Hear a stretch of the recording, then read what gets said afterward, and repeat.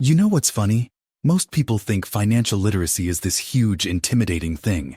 Like you need to read 100 books, master the stock market, or suddenly turn into someone who speaks fluent Excel. And because it feels so big, so out of reach, most people never even start. We scroll past the articles. We avoid opening our bank app. We tell ourselves we'll deal with it later, when we have more time, more money, more mental bandwidth. But later keeps getting pushed back. And that low-level money stress, it just sits there in the background of everything you do. Here's the truth. Financial literacy isn't about becoming a finance bro or memorizing formulas. It's about understanding how money actually moves through your life, and the gap between where you are right now and where you want to be. It's smaller than you think. You don't close it with one big move. You close it with small, almost boring habits that add up over time. So today, I want to walk you through 9 simple things you can start doing in 2026 that will genuinely change how you see, handle, and grow your money. Not because they're flashy, but because they actually work. Let's start with something uncomfortable. Most of us were never taught how money really works. Not in school, not at home. Maybe your parents told you to save. Maybe they never talked about money at all. Either way, you probably hit adulthood expected to just figure it out. Pay the bills, save for retirement, invest smart, stay out of debt, while working full-time and trying to have some kind of life. So what happens? You wing it. You make decisions based on how you feel that day, what your friends are doing, or something you heard online. You're not bad with money.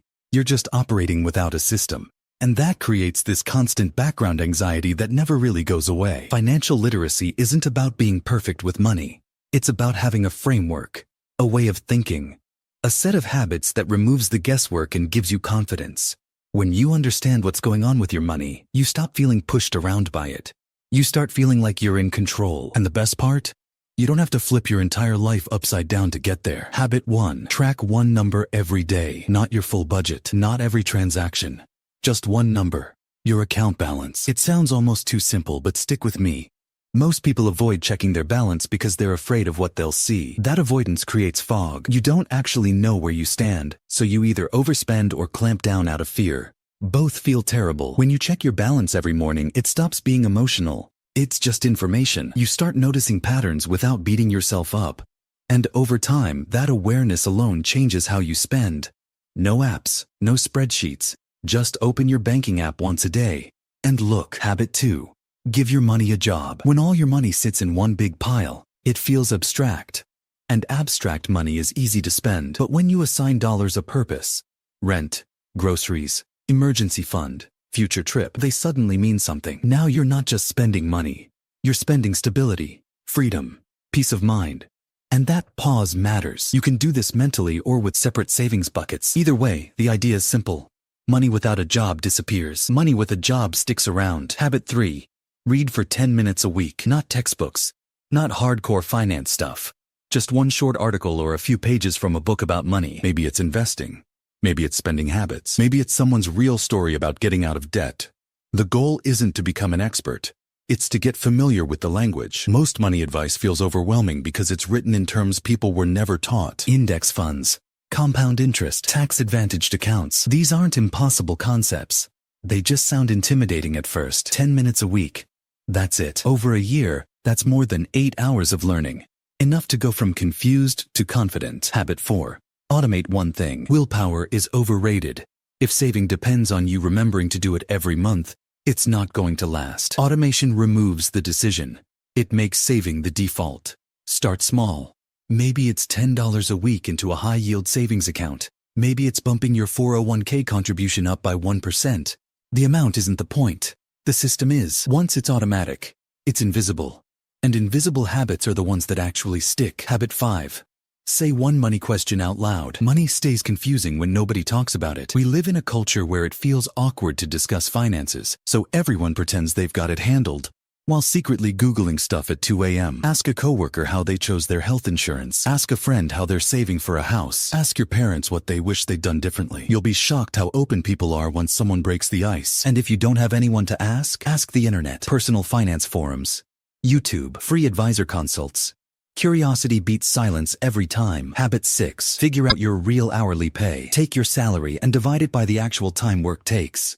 Not just hours on the clock, but commuting, stress, emails at night, mental load. For a lot of people, That number is way lower than they expect.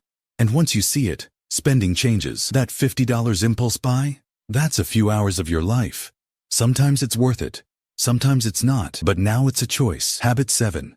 Build a 1-month buffer. Forget the advice that says you need 6 months saved before you can relax. That's the goal.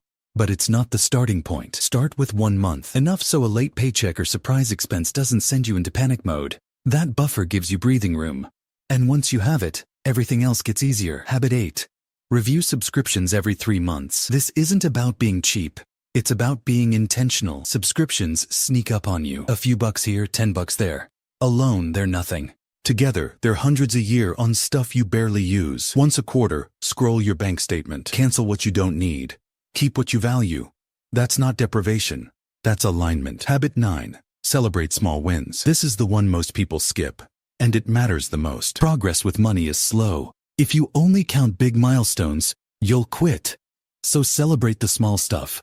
Checking your balance all week. Setting up your first auto transfer. Reading something and actually getting it. Financial literacy isn't a finish line. It's a practice. And noticing progress is what keeps you going. Here's the mindset shift. Stop treating financial literacy like a mountain you have to climb in one shot. It's not. It's small steps, taken consistently, that eventually lead somewhere way better than where you started. You don't need to be perfect. You don't need everything figured out next month. You just need to be slightly better than you were yesterday. These habits aren't magic. They're structure. And structure turns stress into clarity. So do this. Pick one habit. Just one. The easiest one. Or the one that makes you a little uncomfortable.